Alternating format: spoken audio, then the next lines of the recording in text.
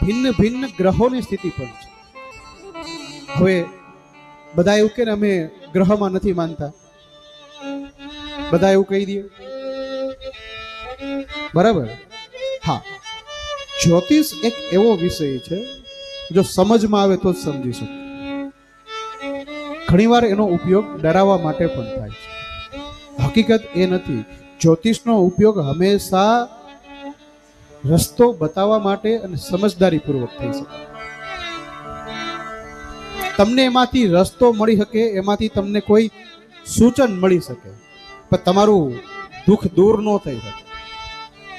કોઈ એમ કે હું તમારું દુઃખ દૂર કરી દઈશ આગ્રહ, ના, એ તમારે જ કરવું પડે.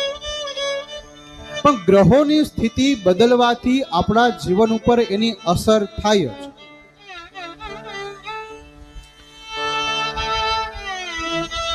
તમારા ઘણીવાર તમે કુંડળી બતાવવા જાઓ, તમારામાં બહુ વધારે પડતા પ્રોબ્લેમ લાગતા હોય નહીં, પણ લાગતા હોય.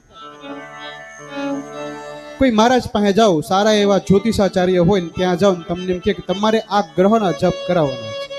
હવે એનો મતલબ શું થયું? ગ્રહ નડે છે. હવે તમે કોકને નડો છો, એ થોડુંક નડવાના ઉપરથી. આપણે કોકને નડીએ, એ નડવાના. પણ એનો મતલબ એવો થાય, એ ખોટા નથી. એનો મતલબ એવો થાય કે આ ગ્રહની અત્યારે જે સ્થિતિ છે એ તમારા કુંડળીમાં, તમારા ભાગ્યમાં નબળી પડી છે. એને જપ કરી, એને પ્રસન્ન કરી, એને થોડાક સ્ટ્રોંગ બનાવો, મજબૂત બનાવો. એનો ભાવ એ છે. એટલા માટે કહેવામાં તમારે એના જપ કરવાના. આ બધી સમજવાની વાત છે.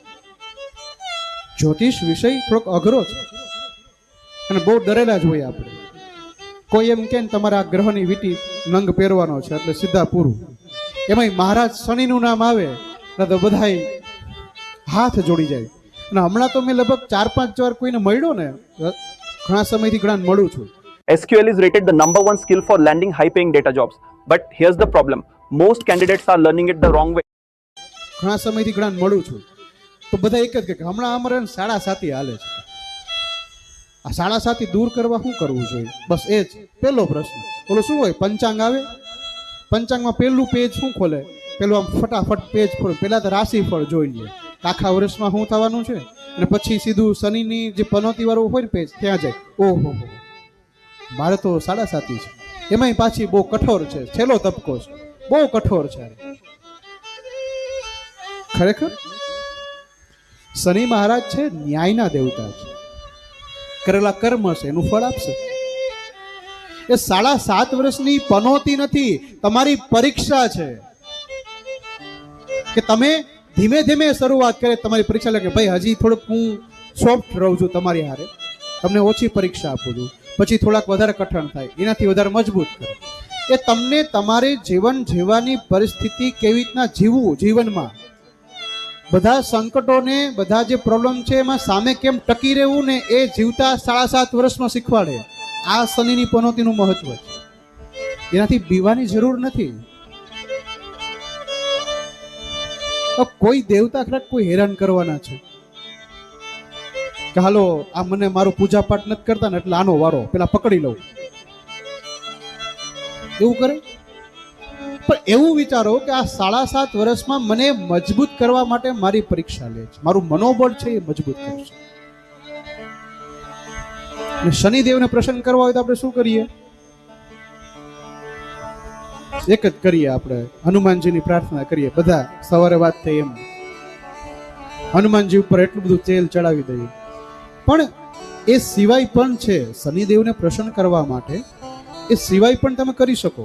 બહુ સહેલો રસ્તો છે, ક્યાંય જવાની જરૂર નથી.